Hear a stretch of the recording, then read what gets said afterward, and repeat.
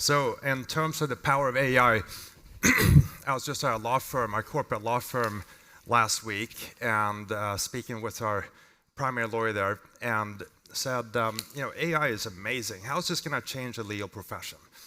And he goes, well, I can see the day when contracts are reviewed by AI, and I even had an intern the other day write up a blog post that was mostly created by AI, and the draft was pretty good, but it doesn't have a sense of humor.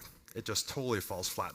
So I pull up my OpenAI mobile app and I say, tell me a joke about DLA law firm. And OpenAI responds, why don't DLA lawyers hide in the shadows? Because even the darkness can't hide their billable hours. So I thought it was funny. He didn't like the joke. Anyways, they're a great law firm, by the way, and responsible in billing too. Any case, so I'm excited to be here to talk a little bit about the intersection of actually some of the talks we already had here about 5G and AI in a way that actually hits home, I think, for all of us, because we're all mobile phone users, we all receive mobile phone calls, and this is something that affects all of us. I'm also pleased to be here because I'm actually a Swede, and I grew up as a kid in Sweden, so this has some special significance for me to be here today. All right, so just by a quick show of hands, who gets at least one nuisance or spam call every week? How about every day? Yeah, that's a lot of you guys. So you're not alone. In fact, based on my company's stats that we track on a global level, there were 7.3 billion nuisance calls just in Q4 of last year. So that translates into 81 million spam calls every day, and that's just the calls that we know about, the ones actually detected and flagged. And 6% of those are actually fraudulent. And that translates into big losses. FTC estimates that there's about $10 billion in fraud per year at this point, and a lot of that is perpetrated through voice calls. Actually, the highest loss per incident, if you look at email, text messaging, voice calls, is actually in voice calls with an average loss of $1,480 per loss. And just to bring this home a little bit, I'm sure you can all relate to this in terms of top 10 phone scams. Bank and credit card scams are popular, I guess, among the fraudsters. Basically, they ask about they say there's a problem with your bank account and please provide your PIN and account number so they can solve it. There's Amazon impersonators. The Chinese language scam, has anyone ever received a robocall in Chinese? Just by show of hands? You probably don't speak Chinese, but there's enough Chinese speakers in the US that it's still a big business. And if you could understand what they're saying, they're actually calling on behalf of supposedly the Chinese embassy or consulate saying that there's a legal issue, and if you don't pay some agency immediately, you might be at risk of arrest, even though you're in the US. So it's because of problems like these that my company, Hiya, exists.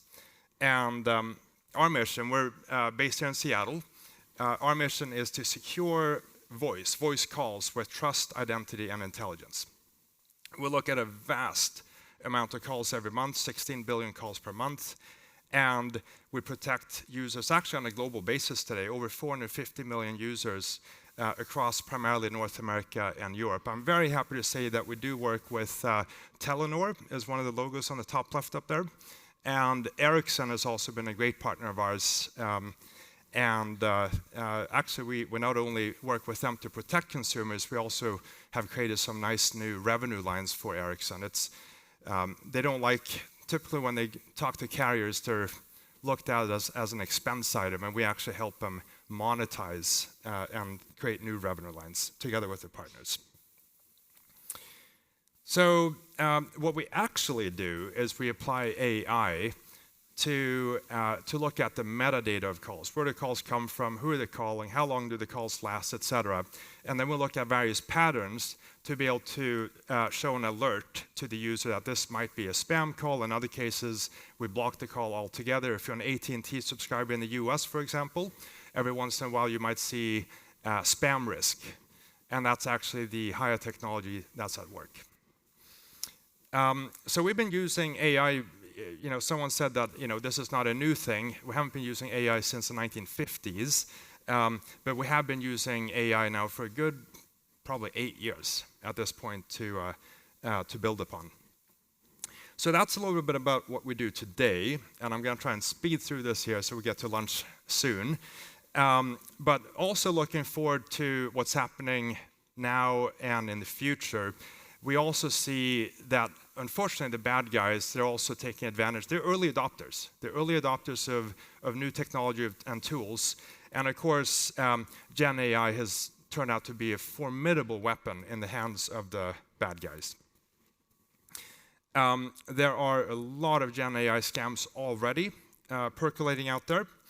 And they are not all about voice calls. Sometimes they're being used for enhanced phishing emails. So for example, when the fraudsters don't need a marketing department behind them to make sure that the grammar is correct and so forth, why not use Gen AI to write up perfectly formulated emails? Voice augmentation. For example, we're seeing overseas call centers now use real-time voice augmentation to remove accents. We'll talk more about voice cloning and video deepfaking, and let's dive a little more into voice cloning. So I'm going to play here 3 clips, and only one of these clips is actually a real human voice. So let's pay attention here, and let's see if you can guess which one is a human voice. I'm curious about how easy it is to detect AI-generated audio clips, and so I decided to experiment with my own voice. Okay, that's one. I'm curious about how easy it is to detect AI-generated audio clips, and so I decided to experiment with my own voice. And the third one. Only one of these is human. I'm curious about how easy it is to detect AI-generated audio clips, and so I decided to experiment with my own voice. Okay, I'm not going to actually ask you which one, but I would guess it's not totally obvious which is a human voice. And if I did the show of hands, probably the votes would be all over the place. I'm curious about how easy it is. All right, that's enough. So how are these? How are these deepfakes actually being utilized? And the problem with voice deepfakes is that they really prey on 2 things. One of them is that we have been conditioned to listen to voices, to identify that, and really to authenticate a person based on their kind of like the voice print.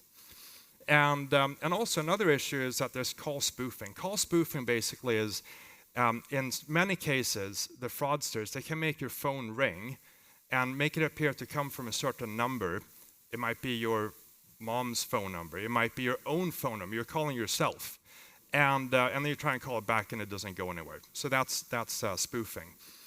And when you combine spoofing with these deepfake voices, the scammers, they can do some pretty sophisticated fraud attacks.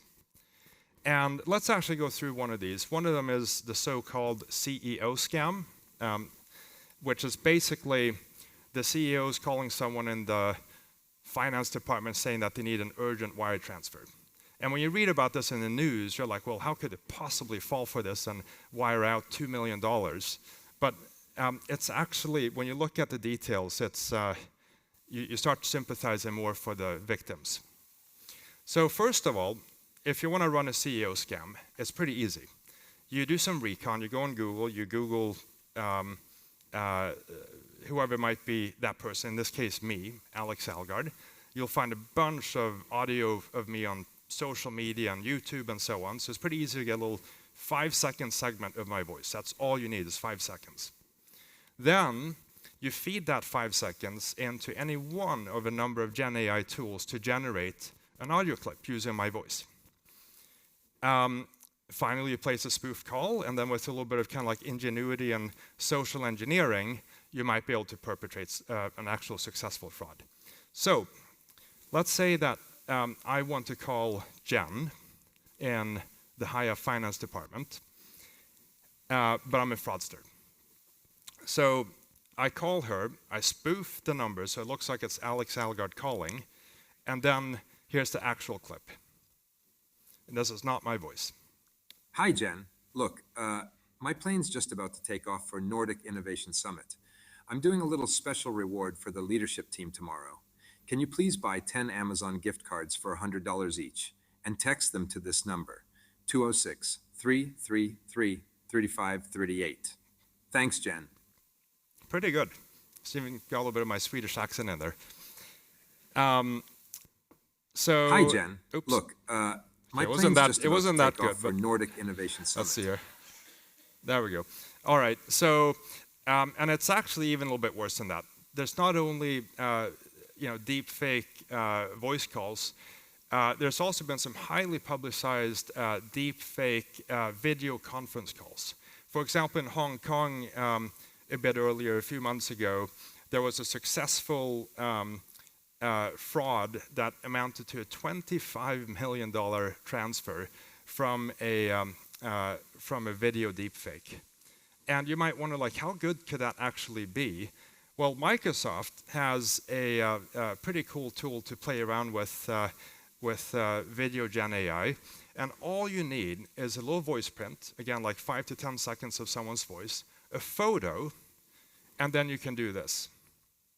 So again, if you look at that photo on the bottom left, that's all you provide, and a little bit of audio. And then, here we go. These principles will not only make your user's journey more pleasant, they'll contribute to better business metrics as well. Users hate being interrupted, and they hate getting broken experiences. Keeping these principles in mind. And number 2. Stop searching for motivation. Don't rely on motivation for anything. Why? Pretty good. So, now, all hope is not lost. I don't want to just be a fearmonger here. I think we've seen some pretty impressive advancements in AI and how it could be used by the bad actors. But the good news is also that there's a whole massive industry of good guys also using all these same technologies and tools to do good as well. On our little niche of the world at Hiya, we've built an intelligent call screener. So it's basically an agent that answers your calls for you. And in this scenario here, I don't know if you can see it big enough, but this is, in this case, James's AI assistant that's actually answering with a real audio voice. And then the caller says, this is Amazon customer service, there's potentially fraudulent charge for $24.61, and then basically the intelligent assistant, based on that content, hangs up. Or likewise, in a more positive scenario, the intelligent agent can also save you time by interrogating the caller a little bit. In this case, it's a doctor, and actually relay the call onto you. But by the time that you receive the call, you have more context about why is Dr. Henderson calling you. Also, what's pretty cool is we have in the works right now an AI voice detection engine. And this could potentially be one of the first of its kind. So to the extent that maybe some of you struggled with those 3 voices I played about 10 minutes ago to you, this same engine could actually say with 98% certainty that voice 3 was actually the human voice. Okay, so if you don't want to take it from me, take it from the sage of Omaha, Mr. Warren Buffett, who, I'm not going to play the whole clip, but basically, this is from his last famous annual meeting. He said that scams are the growth industry of all time, and AI has enormous potential for good and enormous potential for harm, and I just don't know how that plays out. So let's make sure it plays out for good. Thank you.